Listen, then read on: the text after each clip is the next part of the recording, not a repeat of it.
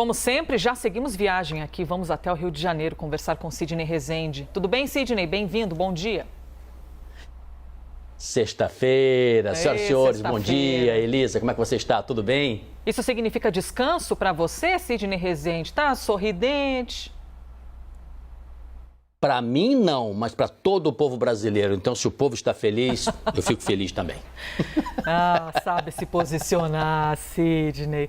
Bom, vamos lá. O Congresso Nacional aprovou o projeto de lei de diretrizes orçamentárias para o ano que vem, que determina as metas e as prioridades para o gasto do governo. Essa matéria segue agora para a sanção do presidente. E o que a gente destaca aqui, até para ouvir a opinião do Sidney, entre os principais pontos do texto aprovado está o aumento dos recursos que são destinados para o financiamento de campanhas eleitorais do próximo ano. Segundo técnicos da Comissão Mista de Orçamento, o fundo vai ser de 5,7 bilhões em 2022, o ano das eleições presidenciais. Isso é quase o triplo do registrado em 2018 e 2020, quando o fundo era de 2 bilhões. Sidney Rezende, como você avalia, então, a aprovação da LDO no Congresso, principalmente quando a gente fala sobre o fundo eleitoral? Tem justificativa para esse aumento? Ah, sempre se tem justificativa. Se a gente vai concordar é outra história. Ô Elisa, para quem trabalha e trabalha tanto e nos assiste agora, eu ouço muito assim, eu tomo meu café da manhã acompanhando vocês aí, mando um beijo para a Elisa, ok e tal, tô no novo dia. Então as pessoas não são obrigadas a saber o dia a dia, como é que as coisas funcionam, né? Eu penso o seguinte, se é um ano eleitoral, no caso o ano que vem, e precisa ter uma demanda, um ajuste de caixa, porque a eleição custa caro, perfeitamente. Então é o momento das tais emendas parlamentares, por exemplo, sofrer uma alteração, porque não é aquela história de você dizer assim, eu vou ali pegar o dinheiro da vovó e vou gastar o dinheiro dela todinho, pelo amor de Deus, não dá, né? Porque repare, o fundo partidário, 1 bilhão. O fundo eleitoral, 5,7 bilhões, quase 6 bilhões. Emendas parlamentares, 48 bilhões. Aí o brasileiro está nos assistindo e fala assim, puxa vida, salário mínimo, 1.100. Auxílio emergencial, R$250. Sabe, o que é prioridade no Brasil? Repare, não vamos aqui fazer populismo, demagogia a partir deste comentário, não. Mas vamos pensar juntos aqui em benefício da sensatez, né? Primeiro, LDO, essa lei precisa ser aprovada. É uma lei que define o orçamento para disponibilização do ano seguinte. Tem que ser aprovado e eu louvo os senhores congressistas que fizeram esse trabalho. Sei que o trabalho do relator não é fácil, é um trabalho muito difícil porque sempre acaba desagradando alguém. Mas olha, você não pode chegar num ano só e botar um carro de dinheiro e o povo brasileiro amíngua, desempregados, né? O índice de desemprego no Brasil é gigantesco. Esses 48 bilhões de emendas parlamentares, alguém pode dizer, mas são emendas que vão acabar voltando para o povo. Será?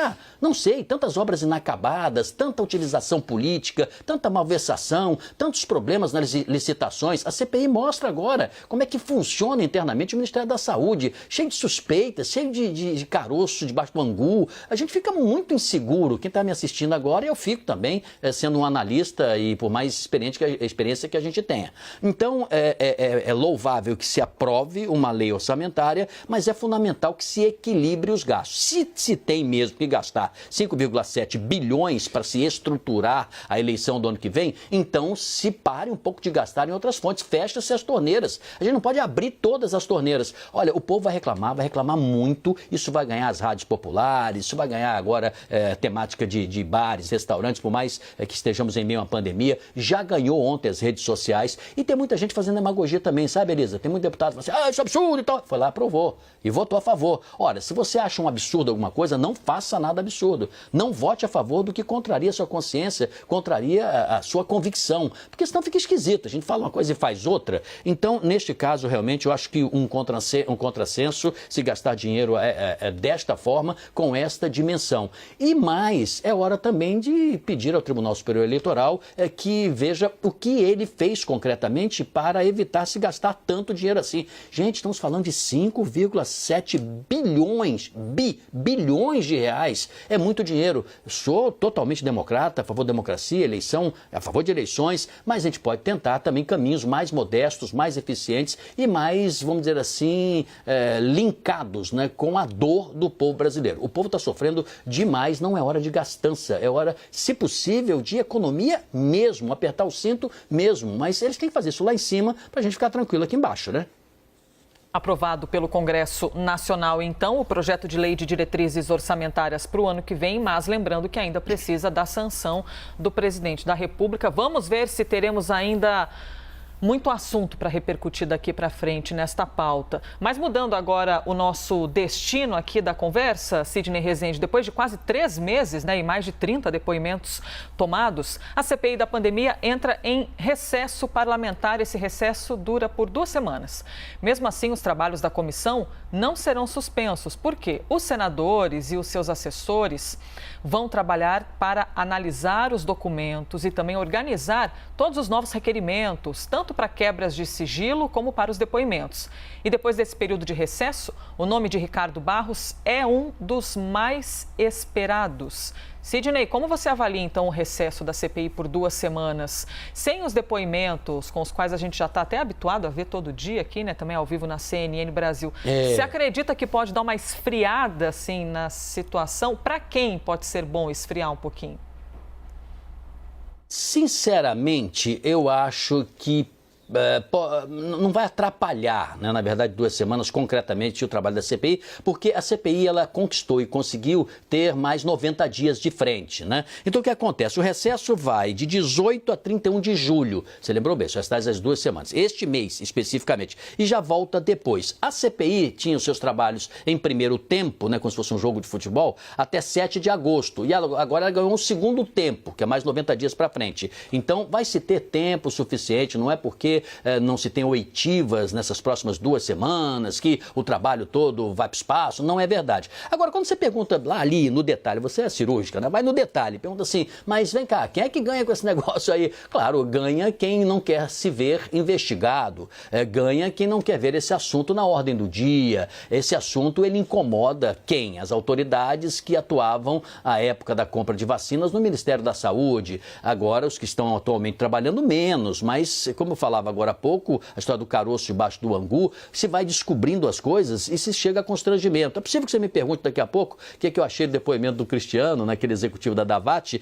mas, por exemplo, ontem, até anotei aqui na hora, esse papelzinho aqui eu anotei na hora que eu estava acompanhando. O senador Fernando Bezerra disse, constrangido com os diálogos. O líder do governo ficou constrangido com os diálogos que esses caça-vacinas, né, esses caça-contratos tinham com gente do governo. Quer dizer, o líder ficou constrangido, não é alguém da oposição, e realmente ele está certo, constrange realmente, né? E por isso é preciso que a investigação seja isenta. Então, ganha quem não quer que se investigue. Eu, pessoalmente, quero que investigue todo mundo, não importa qual partido, quem, de que maneira, desse governo, do outro governo, se pertenceu ao governo, se não pertenceu, se vai pertencer, não importa. Importa que se houve um processo qualquer de crime ou irregularidade em negociações que redundariam em recursos desviados para, através de propina, através do que fosse alimentar a vida de alguém, isso está errado. Então isso precisa parar, é preciso mudar tudo isso. Então, para finalizar, eu acho que a burocracia impediu que a CPI trabalhasse durante o recesso. Ora, por que não pode trabalhar durante o recesso?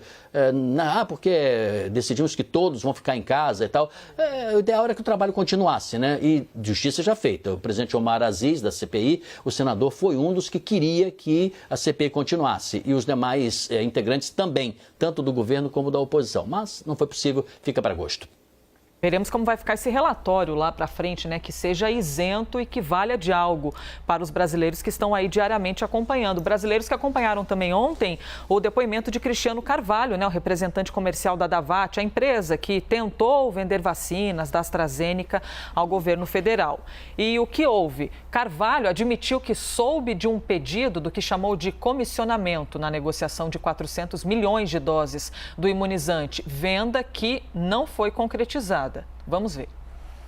Quando Vossa Senhoria foi informado por Dom Miguete, obviamente, porque Vossa Senhoria não estava presente no encontro, sobre o pedido de propina feito por funcionários do Ministério da Saúde. Excelência, a informação que veio a mim foi que, vale ressaltar isso, não foi o nome propina, tá? Ele usou comissionamento. Só para reforçar, Excelência, o valor $1 nunca me foi mencionado, tá? Porque também era uma coisa tão absurda que ele nunca chegou a me dizer isso. Só falou que havia sido pedido um comissionamento. Após o episódio do comissionamento, do pedido do comissionamento, Vossa Senhoria falou com o Roberto Ferreira? Não, senhor. Quem passou a tratar e entrar em contato comigo foi o coronel da reserva Blanco, Tenente Coronel Blanco. Sidney, propina, comissionamento. Afinal, olhando para o contexto da CPI, tem alguma diferença trocar as palavras? A gente está falando, afinal de contas, da mesma coisa? Não, neste caso não tem diferença não, porque não é uma relação privada. Na relação privada, ou seja, duas empresas, pode-se ter comissão sim. Você veja, quem aplica no mercado financeiro tem lá taxa de administração. Você já aplica sabendo, vai pagar 1,1, 2,2, 4,3.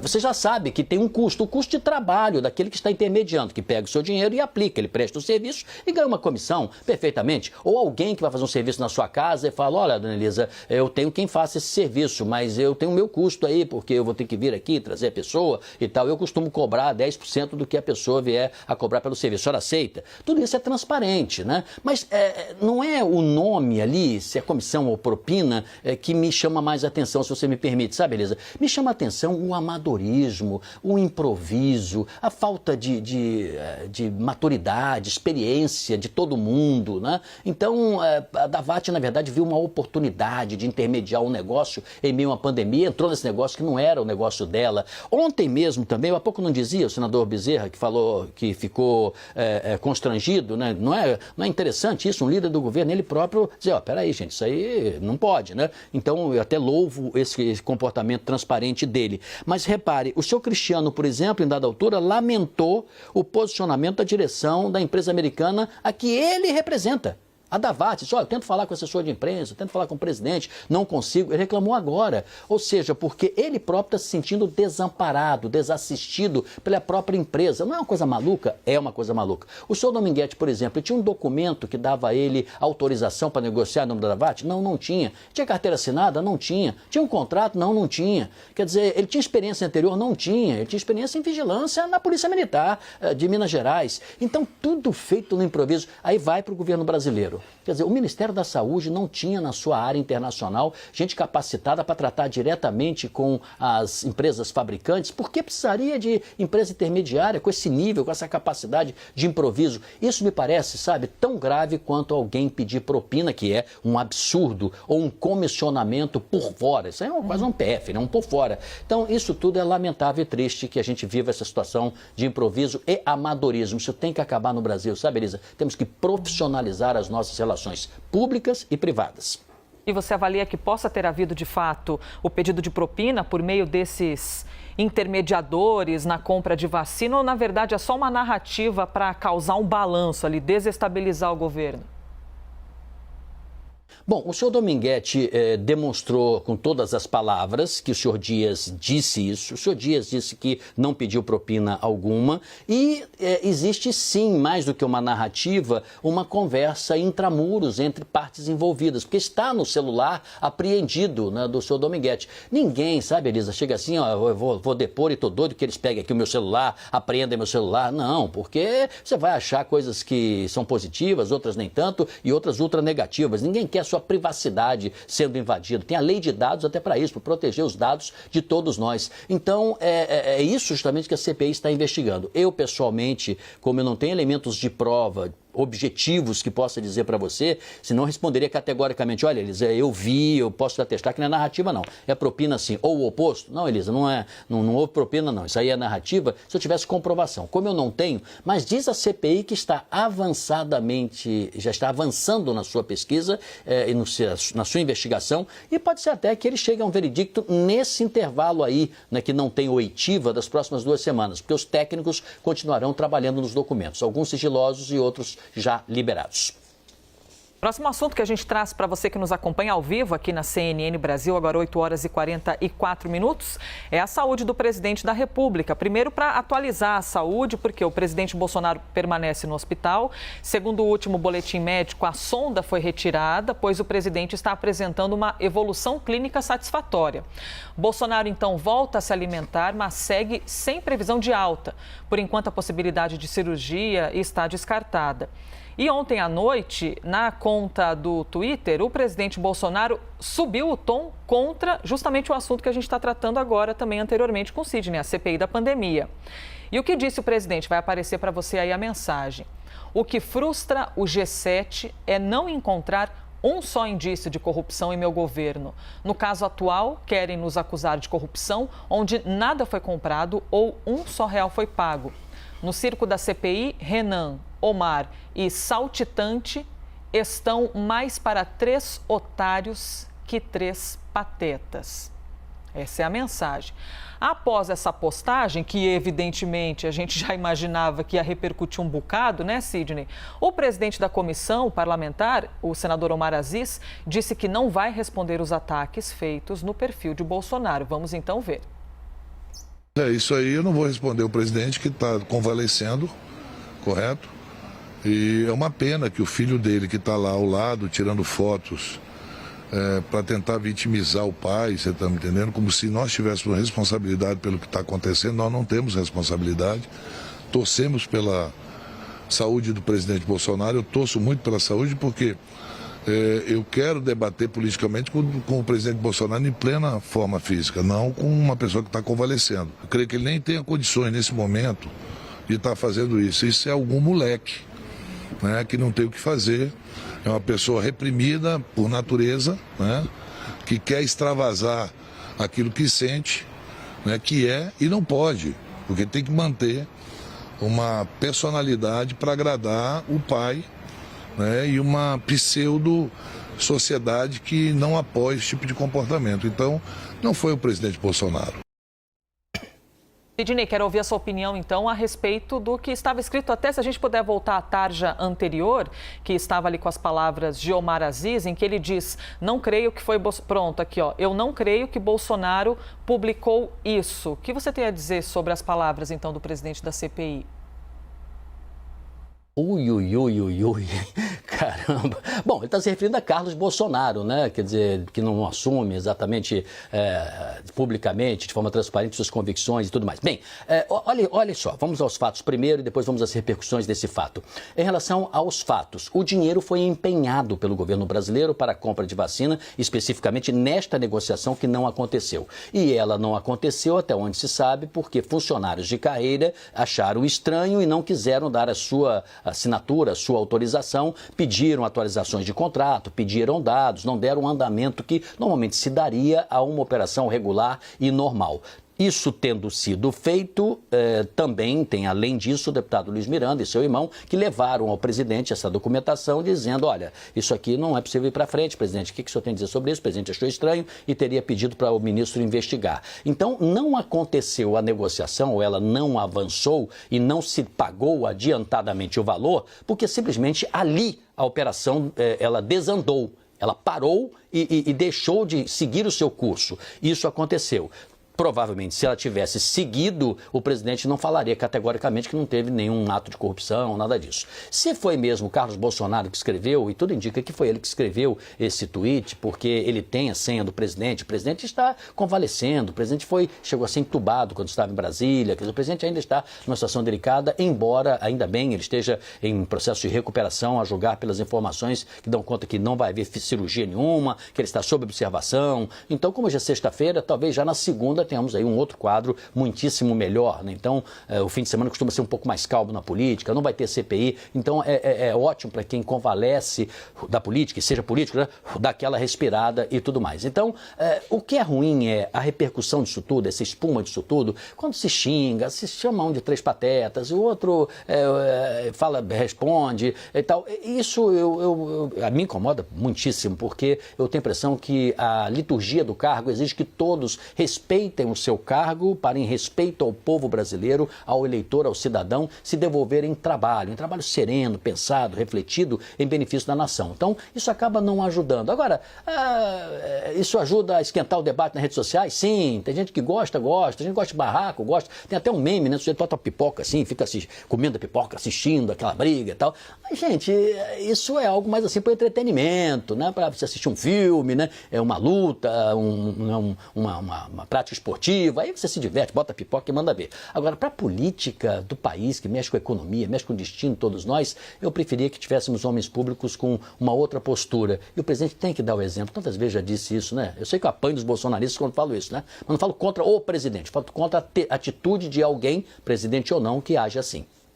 Você acha que pode ter algum impacto político esse embate, mesmo que o Omar Aziz tenha dito, não vou responder ao presidente, mas deu uma entrevista, se posicionou, o presidente postando isso, os 3 patetas, os 3 otários.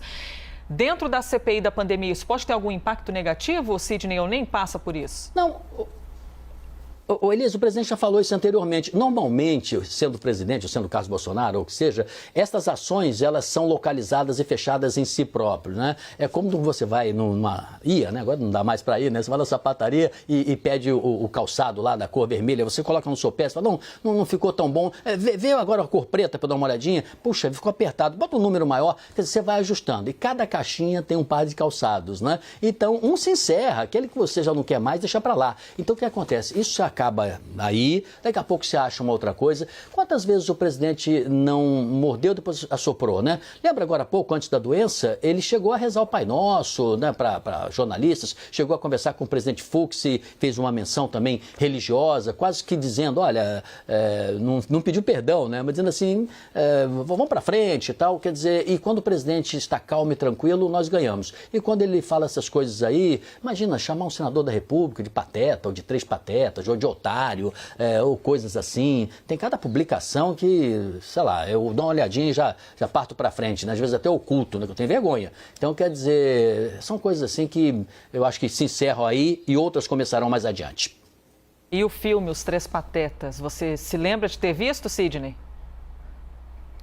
Lógico, eu sou do tempo que existia, não é o Zorro de hoje, do Bandeiras, não. Era o Zorro e o Tonto, quer dizer, tinha ao lado dele também, né? O Índio Tonto. Eu sou dessa época, Rin-Tin-Tin, né? Eu queria botar o nome do meu cachorro, chama-se Tog, né? Um nome moderno aí. Eu queria botar de Rex. Eu sou desse tempo, claro que eu lembro. Fiquemos então com a 7ª arte, sempre nos engrandecendo. Obrigada, viu, Sidney? Bom fim de semana. Tchau, gente. Até a próxima. Tchau, tchau.